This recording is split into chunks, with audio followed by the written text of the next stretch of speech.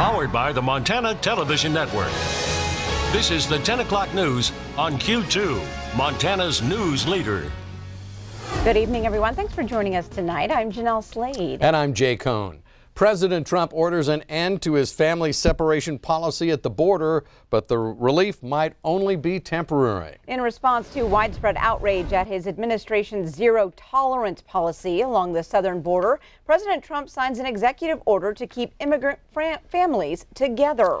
The sudden reversal of policy follows reported pressure from daughter of Ivanka and First Lady Melania for the president to change course. CBS's Nikki Batiste reports.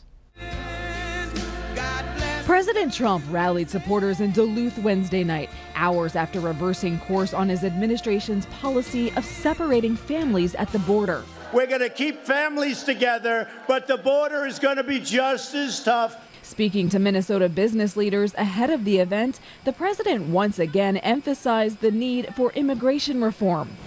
We can't put up with the nonsense. At the same time, we're doing it with compassion.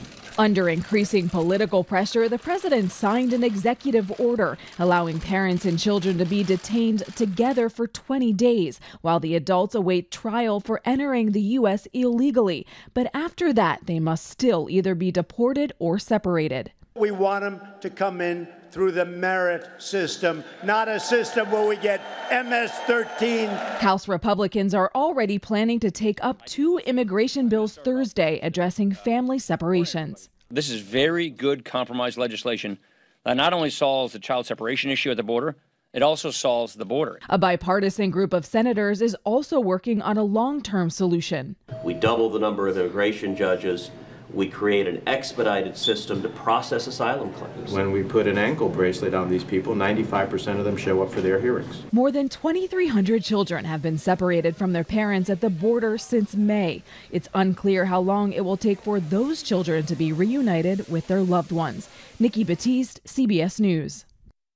And the president has canceled a congressional picnic scheduled for tomorrow amid the ongoing immigration controversy. Flooding still a major issue all across Montana today, with more to come. In fact, Governor Steve Bullock has issued a state of emergency now for Lewis and Clark and Cascade counties. That includes the city of Great Falls. Take a look. The Sun River here near Great Falls now flowing at its crest. The high water expected to remain that way through Thursday at least. This isn't the first time residents have dealt with conditions like these. In 2011, the Sun River experienced significant flooding. Many residents recall that flooding, but say this week has been even worse. And here closer to home, Bob McGuire's been monitoring the situation as the community of Roundup again, keeping a wary eye on that Musselshell River, Bob. We've had trouble with the Musselshell River all through spring and now going into summer. Summer begins tomorrow. And here's what we have. It's basically flood warning from Harleton all the way through Lavina, all the way into Roundup now. And let me show you what's going to happen here. In the Roundup area, we're expecting that river to go to 10.7 feet, the Musselshell River. That's tomorrow. Then after that, on Friday, look at that, it jumps up to 11.5 feet. Once it gets there, it gets into major flooding, and that's going to get outside the river and probably into the streets of Roundup as well. Meanwhile, after that, we still have this to talk about. You still have the civil emergency for the Missouri and Sun Rivers. That's expected to put more water into the Great Falls city limits because of the flooding there. And plus, now we get a new weather system moving in on Thursday. We have a flood watch from the southwest corner of the state all the way to Lewistown. Look for more flooding for small streams in that area as the next system gets going. We'll have more on that coming your way in a few minutes. All right, thanks, Bob. In the early hours this morning, residents of Sun River, Montana had water gushing into their homes, forcing them to evacuate. MTN's Elizabeth Tranzu was in Sun River and spoke with those asking for help. It is worth it to be here.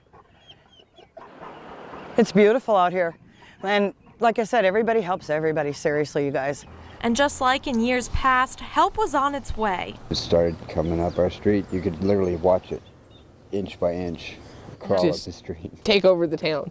Within the last 24 hours, the water rose, forcing residents to call for search and rescue. It's time to get out. There's no way that we could use any of the facilities in the house.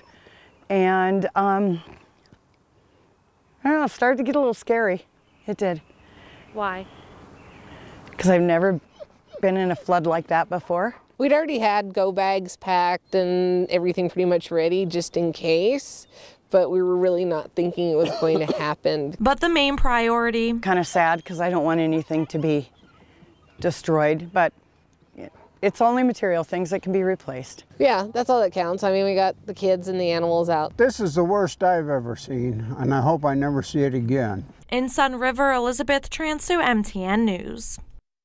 Thanks, Elizabeth. Now, residents in Augusta, some 50 miles west of Great Falls, say the water has come down significantly since Tuesday, but flooding remains an issue. Here's the latest video there from Augusta this morning. Water still can be seen on parts of Main Street, but it's at least no longer flowing down the middle of the road. According to Lewis and Clark County's Disaster and Emergency Services Department, several Augusta businesses remain closed due to this flooding. Parts of the town still remain isolated by road closures. A coroner's jury will hear a third day of testimony into last November's fatal standoff at the Billings Big Bear store. Today, officers involved in that fatal shooting with a Crow agency man shared new details about the ordeal. Q2's Samantha Harrelson reports. The officers on the stand Wednesday painted a picture of a tense standoff with a non-compliant suspect. They describe how throughout the morning their concerns grew as they felt the suspect, Frank Haff Jr., was baiting them and preparing for some sort of ambush. As Haff's family members watched on, each of the officers described how Haff opened up an emergency exit door at the front of the building, putting his hands out where officers could see them. But while officers began to prepare for an arrest, he pulled out a gun. That to me just added and it increased what my initial thoughts were in the evening is that he's trying to bait us into something. Shots were fired at the door to force him back inside the building. Following that, Sergeant Brandon Woolley spoke emotionally about the conversation he had with Chief Rich St. John about sending officers inside. We were only going to take guys who were willing to get hurt. I knew their families, and it was kind of a bad situation for everybody. I called my wife so I could clear my head and get focused because I told her we're getting ready to go do something that we normally wouldn't do, and guys are going to get hurt today. Before any officers were sent in, Haff was observed in tactical gear with a rifle heading towards the front entrance of the building. Officers say they believe Haff was moving behind two tents positioned at the front entrance. Officer Darren Hayter told the jury he saw a flash from inside the tent, which he believed was Haff firing out towards officers. The officers fired back, eventually killing Haff. All officers said he had opportunities for a different outcome. He would have ended up in jail for a few charges, essentially. He wouldn't have had to have engaged our police officers that day the way that he did. Still be here. Officer Hayter, do you feel that you had any other choice that day? Absolutely not. In Billings, Samantha Harrelson, MTN News.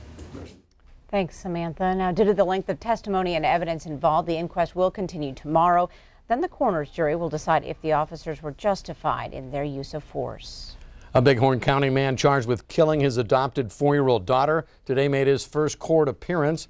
34-year-old Bridger Boyd appearing on charges of deliberate homicide and aggravated assault. Court records state Boyd and his wife Jennifer brought the unresponsive 4-year-old girl to the Bighorn County Hospital Monday with severe bruising. Initially, Boyd said the girl had fallen out of bed, but due to the severity of the girl's injuries, the hospital staff immediately contacted authorities, and the girl was brought then to St. Vincent Healthcare in Billings, where she passed away Monday evening. When questioned about her daughter's injuries, Jennifer Boyd told authorities her husband had slammed the girl's head into a wall, then threw her on the floor after the little girl had argued with her mother during dinner. Later, under further questioning, Bridger Boyd told investigators he had caused the girl's injuries. Boyd tonight remains jailed on a $1 million bond. Still ahead on the Q2 10 o'clock news, we take a look at how Montana ranchers are trying new ways to keep their livestock stress-free. That's right. And also tonight, hear the story of a dog who took a 44-day adventure in Yellowstone Park on his own. And in sports, Scott shows us how two of Montana's all-time wrestling greats are turning around Iowa State's program. You're watching MTN News with Jay Cohn and Jeanelle Slade. Storm Tracker weather with Bob McGuire. And sports with Scott Green. This is the 10 o'clock news on Q2, Montana's news leader.